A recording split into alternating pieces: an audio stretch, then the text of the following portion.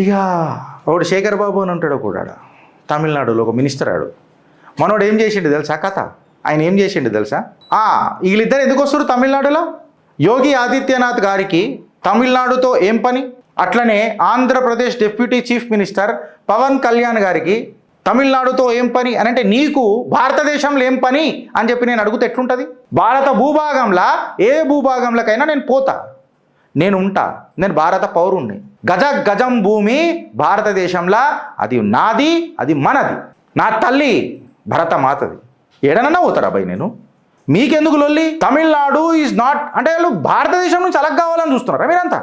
తమిళనాడు అలా నాయకులను అడుగుతున్నాయి, especially DMK. ఇష్టం వచ్చినట్టు కూర్చుపి మీ అయ్యా జాగిర్లు కావిడ. మతతత్వం వీళ్ళు వస్తారట, వీళ్ళు స్పీచ్లు ఇస్తారట, వీళ్ళు స్పీచ్ ఇస్తే మతతత్వం లేస్తుందట.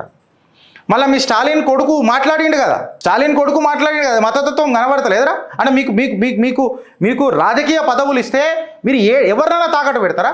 కుటుంబ సభ్యులను కూడా తాకట్టు పెట్టేట్టున్నారు రాజకీయ భవిష్యత్తు కోసం, 4 రూపాయల పైసల కోసం.